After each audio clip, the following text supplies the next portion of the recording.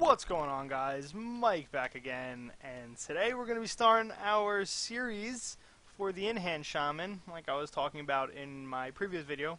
You know, the one where I said I am now back and World of Warcraft is where it's at. So I'm gonna be making a series of videos that pretty much covers everything about the Enhance Shaman. You know, their spec, their glyphs, their stat weights, what type of gear you're gonna be looking for, what to reforge for, everything. I was going to make everything into one video, but I felt like it was just going to take too long, and who wants to sit there for a 1 hour video? I know I don't. So instead, I'm just going to make a whole bunch of them. You know, I'll make a playlist for them, and, you know, anyone who's curious about Enhance, wants to play Enhance, or has any questions, you can just refer to the videos, comment on the videos, and I do not mind explaining anything. If you guys have a question about my UI, let me know. I don't mind making a video going over my UI and what add-ons I use, etc., etc. But anyway, let's jump right into Enhance Shaman and what their spec is, or what spec you should be going for. So to start, we're going to start with our 15 talent, or 15-point talent. We have a choice here between Nature's Guardian, Stone Bulwark Totem, or Astral Shift. I'm going to tell you right now, Nature's Guardian, don't bother with. It's pretty crappy talent. You don't want a defensive cooldown talent, something that's auto-activated. Even though it does sound promising, you don't have to worry about it. It's not good for those phases where, you know, a lot of damage is incoming and you can't pop anything, or you can't have an extra form of defense go up because it's automatic and it procs when you're at 30% health. So don't worry about Nature's Guardian. The ones you're going to be going between a Stone Bulwark Totem and Astral Shift. Stone Bulwark Totem, it's a totem that lasts for 30 seconds, 1 minute cooldown, which means it only has a 30-second cooldown, since the cooldown will go start once the totem is placed. And at first, it gives you a shield that absorbs 38.5k damage for 10 seconds, and then every 5 seconds after that, you're going to get another shield that absorbs 12.8k damage. So overall, I believe it's, 12, 24, 24 and 48 on top of the 38. It covers roughly about 80k to 85k damage over the 30 seconds that the shield is on. Very good, you know, 85k damage is quite a lot, and it's enough to save you, in my opinion, especially since it's only a 30-second cooldown, which means you'll have it up all the time, especially if you need it for a certain part. Next up here, we have Astral Shift. Astral Shift is a 2-minute cooldown, lasts 6 seconds, and it reduces all damage taken by 40%. Very, very nice ability. The only reason I'm not going with it is because it only lasts 6 seconds for a 2-minute cooldown. Generally, on some fights, sometimes there's extra things you have to look out for, extra cooldowns to pop, just to make it a little easier on your healers, and, you know, to not have that extra or not have that extra defensive cooldown like you would have with Stone Bulwark. I feel is a little lacking, because to be honest, you can get just about 4 Stone Bulwarks off in the time that you can get 1 Astral Shift off. It might not reduce his damage by that much, but it's more beneficial in my opinion. So you can go whichever one you'd like. They're both very good. Our 30-point talent, whatever you'd like, I suggest Windwalk Totem. You know, all raid members within 40 yards for 6 seconds are immune to movement impairing effects.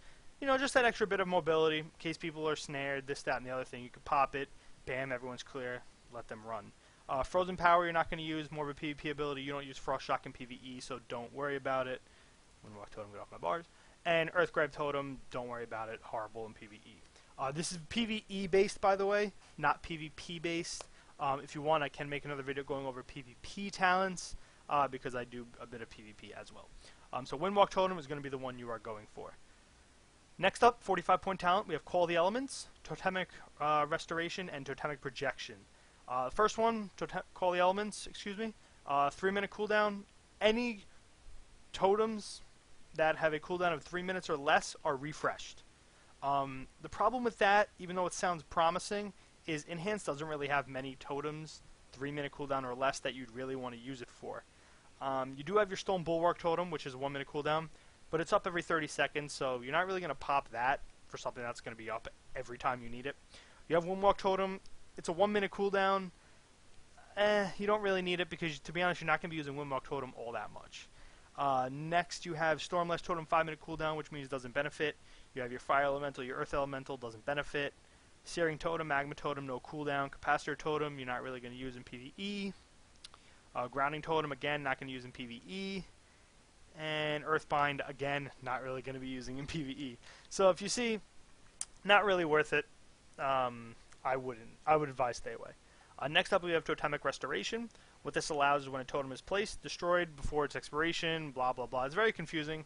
Pretty much if your totem is destroyed before it destroys itself, which means the time runs out, which means, you know, if it gets destroyed before the 1 minute that this thing's up, it has up to 50% of its cooldown refreshed. Again, we don't use many totems that have cooldowns or that have long cooldown timers, which makes this ability kind of crappy. It can sound promising in PvP, but to be honest, you're going to want to go with this. Next one I'm talking about here, Totemic Projection. 10-second cooldown, and it relocates all your active totems to a specified location. So, you know, here's one totem, and I'll just place a bunch here. So I have 3 totems out, and let's say I need them over there. Bam. Totems down, and, you know, they can do whatever they need to do over there. Now, the reason I'm going with this ability is because, let's say this is the boss here, right? Bam, bam, bam, you know, we're fighting the boss, I have my totem down, blah, blah, blah, blah, blah. And all of a sudden, we need to go here because let's just say the boss got spawned over here. And let's say it's a little bit further distance, so this couldn't hit it. I don't believe it could hit it anyway. Yes, it can.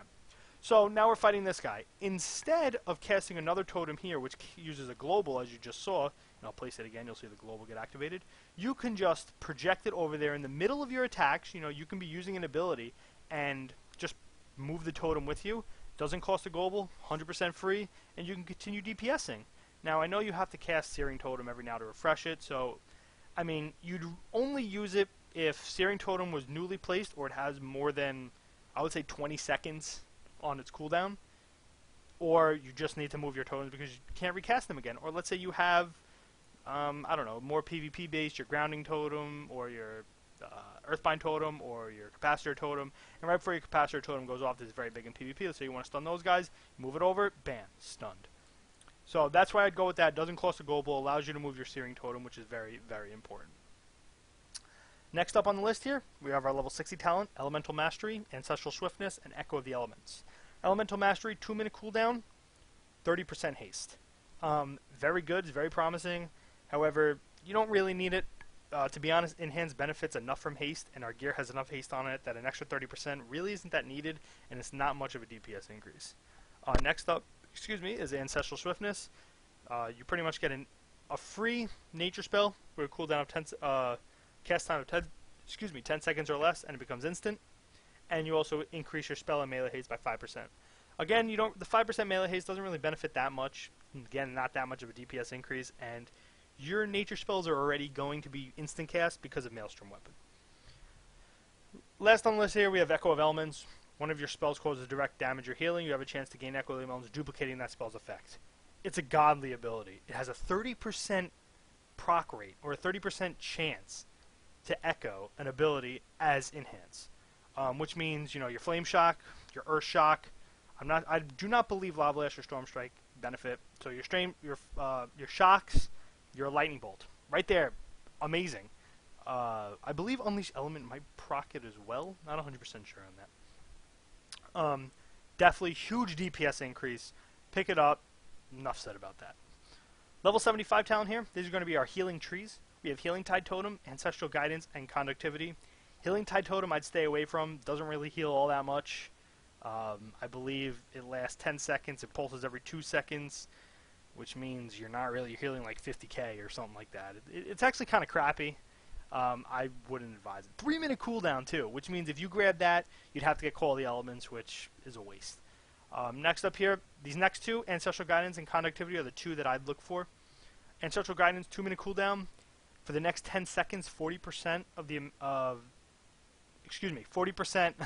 of your direct damage or healing is copied, and it heals yourself and the three most injured party or raid members. Now you can use this, let's say during, my phone. Oh my God, we can't be having the phone ringing here. 1 second, guys.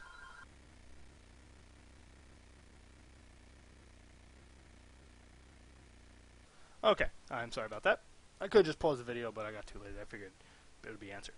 Anyway, so let's say, you know, using Heroism or, what is it even called? I forget. Bloodlust, and you're popping your cooldowns, and you're on Elegon, you're burning them down, you know. Elegon's big AoE healing. Now, 40% of all the damage you do is copied and healed to pretty much yourself and 3 others around you. It's huge. You can heal for a ton. I definitely suggest it. It's only a 2-minute cooldown, and it's very beneficial. I mean, it's only 3 members, so if you're in a 25-man, I guess it doesn't seem that great, but you'd be surprised how much it heals. Next up here we have conductivity. Hey, look, I'm too far away. We have conductivity. Don't worry about the first part. We're just going to be looking at the second paragraph here. If your lightning bolt, chain lightning, earth shock, or storm strike damages an enemy standing in your healing range, allies within the healing range share equal healing to 50% of the initial damage done. Now, the way this works is you need to have a healing rain down. Healing rain is a 1.9 second cast. However, to get it instant, you need Maelstrom procs. Let's see if we can just pick up some quick Maelstrom procs here. Let's go here. Wow, 3 already. Bam. Okay, full Maelstrom procs. Now we're going to healing rain. Bam. This is your healing rain. So while this is down, anytime you storm strike, lightning bolt, or earth shock, 50% of your damage, right? Let's see here. 50% of the initial damage done will then be shared to everyone standing in your healing rain. Now, the problem with this is, A, the damage is shared. So in a 25-man, it's not really healing all that much to everybody. Also, you need to have a healing rain down, which means you need to either, A, spec into Ancestral Swiftness in order to get a free one, which I don't suggest, it's not worth it, or B, have 5-stack Maelstrom, pop it down, and then you have to make sure you keep healing rain down the entire time while you're damaging, which means 1 less lightning bolt, because you need to spend your Maelstrom procs, which means less damage, which could ultimately mean a wipe on Elegon, or someone who is very DPS fight intensive. That's why I went with Ancestral Guidance. I just found it was better. It's even better for soloing stuff, so that's why I would go with that. But again, both of them are viable depending on your playstyle and which one you'd rather pick up. And finally, our 90 talent here, we have Unleashed Fury, Primal Elementalist, and Elemental Blast. Elemental Blast, don't worry about. It's just like another attack, like another lightning bolt. You're not really going to be using it at all. Primal Elementalist, it pretty much turns your Fire Elemental and Earth Elemental into these big dudes, and it's a DPS. I'm going to say it's a DPS increase because it is, obviously, but it just doesn't match up to Unleashed Fury. What Unleashed Fury does is, let's just go right over. Your Elemental Weapon imbues, I'm too far away from my target because I'm still trying to attack them. Your Elemental Weapon imbues are empowered, granting additional effects when triggered with Unleashed Elements. So let's just go over that really quick. Your weapon imbues that you'll be using are Wind Fury Weapon and Flame Tongue Weapon. Wind Fury, 20% chance on triggering 3 extra attacks with pretty much 8.5k bonus attack power. And Flame Tongue here, you deal extra magic damage, so imbues the weapon's attack with fire, increasing magical damage done by 7%. Each hit causes up to 345 additional fire damage based on the speed of the weapons, which is why we are using slow weapons. Now, what Unleashed Elements does is when you use it, you can see how I'm going to throw something. Bam, you see? Unleashed Elements. Now, for Wind Fury, we can just read it from here, it'll be bigger. For Flame Tongue, increases the enemy's target damage taken by 30% for 10 seconds from your Lightning Bolt. Now, you Lightning Bolt a lot because that's what you use your Maelstrom procs on. So, your Lightning Bolt is being buffed by 30%, and this has 100% uptime because... Oh, I lied, it does not have 100% uptime. It only has 10-second uptime, obviously, but you can get, I want to say, 4 to 5 Lightning Bolts during this period, and the time it's down, you're most likely not going to be Lightning Bolting anyway because you're going to be prioritizing your other abilities on top of that. So pretty much all your Lightning Bolts are going to be get buffed by this 30%. Amazing. And next, your Wind Fury. For 8 seconds, your melee auto attacks can trigger Static Shock. Now, Static Shock, let's see if we can pull this up really quick. Bam. When you use your Storm Strike or Lava Lash abilities while having Lightning Shield active, you have a 45% chance to deal damage equal to a Lightning Shield orb. Now, Lightning Shield is 10.2k damage. So now, on top of the 45% chance you have of triggering it on Storm Strike and Lava Lash, now for 8 seconds your melee swings, which are happening while you're attacking, it's all your, you can see here, it's all the white damage that pops up. Yeah, I already missed. You believe that? All the white damage.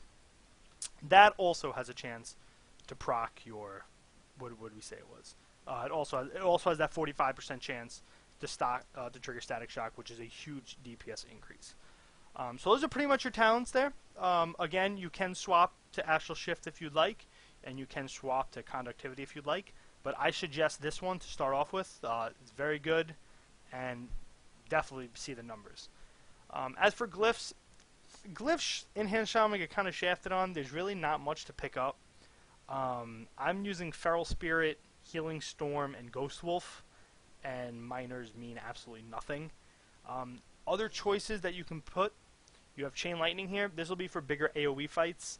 You know, it strikes 2 additional targets but deals 10% less additional damage. It is a DPS increase when there are a lot of targets, but otherwise it's you don't really use Chain Lightning much, to be honest. Cleansing Warriors you're not going to use. Feral Spirits I use. Feral Spirits, what it does is it increases the amount they heal for by 40%. Now the reason I went with this is because Feral Spirits, when you pop them, they're going to keep you fully healed. So the AoE damage that's going out during boss fights or during different phases, you're going to be getting healed through it, so your healers don't have to worry much about you. Fire Nova, this is again another one of those AoE ones, increases your Fire Nova by 5 yards. Nothing too special. Glyph of Flame Shock increases the duration of your Flame Shock by 25%, but reduces the initial damage dealt by 25%. Which means it's going to be lasting, I believe it's 5 seconds longer, which means it's going to be lasting 28 seconds, give or take. You don't really need it. 24 seconds is long enough, and you're only going to refresh it when it gets down to about 2 to 4 seconds left on the cooldown anyway. So for it to be lasting longer, you're not really benefiting much from it. So I suggest no to Glyph of Flame Shock.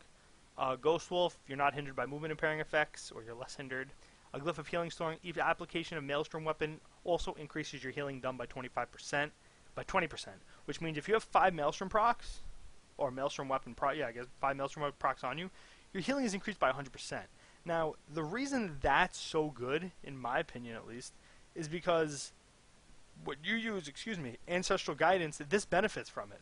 So if you're using Ancestral Guidance and you're gaining procs on top of this, you know, when you hit 5 and you deal that, you know, your last hits or whatever, you're going to be healing for quite a lot. It's a 100% increase. So it's really great in my opinion. I don't see anything else that you could pick up besides Purge. Your Purge spell dispels 1 additional magic effect, which on certain boss fights or certain fights that we may see in the future, you may need to purge 2 at once. For instance, in Wrath of the Lich King, when you fighting in TOTC or TOGC, whatever it was, I forget off the top of my head. You know, you have to dispel. Being able to dispel 2 instead of 1, it's really beneficial to not the raid, to the raid and everything around. So you might put Glyph of Purge instead of Ghost Wolf, but otherwise I feel like these are just too good to pass up. Shamanistic Rage cleanses you and dispels all harmful magic effects. Riptide you're not going to use. Spirit Walk you're not going to use. Selective Occurrence you're not going to use. No. The rest of these, it's just there's no need to even look at. And as for minor, there's nothing except Glyph of Lavalash to stay away from. Your Lavalash ability no longer spreads Flame Shock to nearby targets. I don't even know why this is an ability, or why this is even a glyph. You want your Flame Shock to spread when you Lavalash so that your Fire Nova becomes huge. That's a huge AoE damage increase, and I don't know why you'd want to remove it. So stay away from Lavalash. Anything else you can pick up here, I don't mind. So those are pretty much the talents and the glyphs that you'll be going over inside of your spec. You know, for those of you who stood and watched this long, thank you, I appreciate it. And in the next video, we're going to be going over our stats and possibly the rotation. I think I might combine those two because even though there's quite a lot of talk about, I feel like they kind of go hand in hand, stats and rotation. So yeah, so thank you guys for watching, and I'll see you in the next one. Mike out.